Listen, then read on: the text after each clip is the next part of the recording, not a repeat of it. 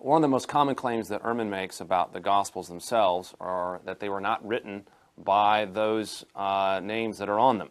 So Matthew, Mark, Luke, and John were not written by Matthew, Mark, Luke, and John. They are written by anonymous authors late in the first century. We don't know who these people are, according to Ehrman.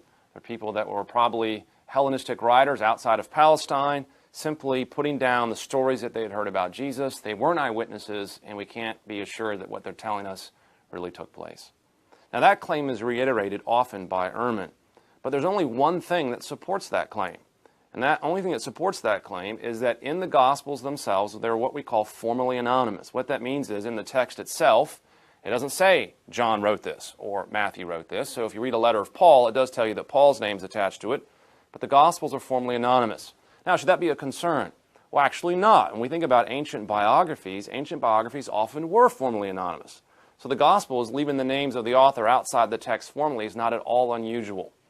So then how do you know who wrote these books? Well, several ways that we conclude that the authors that wrote them are Matthew, Mark, Luke, and John, and it's simply this. First, the titles of the books. One of the things that Ehrman wants to claim is that the titles that are attached to these documents were added late, probably well into the 2nd century, if not late 2nd century. That's when these titles were added. But that runs into a number of problems. Our earliest manuscripts of these gospel texts all have the titles attached to them, and we can see them. So as far back as we can see, these gospels had the titles with them. But moreover, one has to ask the question, if these titles were a late addition, how is it that we have such uniformity in what these documents were called?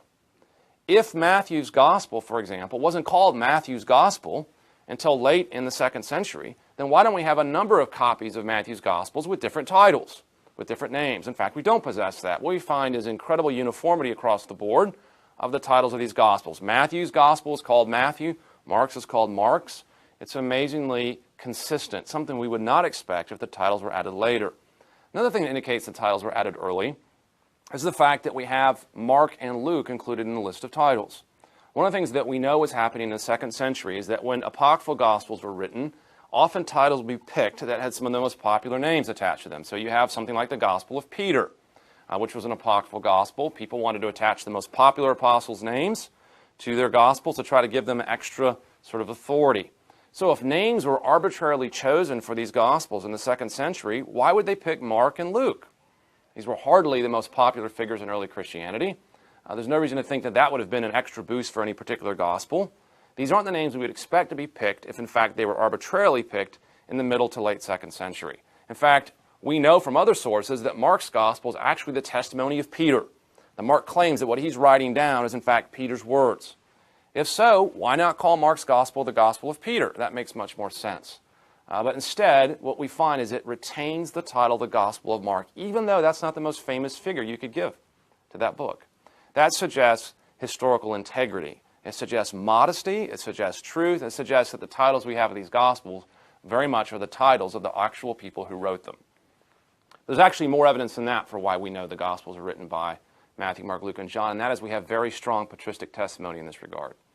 Papias, who was an early church bishop in the early 2nd century, tells us and confirms for us that Matthew was the author of Matthew and Mark was the author of Mark. Papias was said to have heard the Gospel of John preach. If so, then he's only one step removed from the apostles themselves. Also, church father by the name of Irenaeus in the late 2nd century tells us that these 4 Gospels were written by Matthew, Mark, Luke, and John. Where would Irenaeus have gotten his information from? Well, we're told in the other early Christian writings that Irenaeus was a disciple of Polycarp, and Polycarp was a disciple of John the Apostle himself. So whatever Irenaeus tells us about the authors of the Gospels, most likely he got that from Polycarp, who got that from the Apostle John. That is a very reliable historical sequence.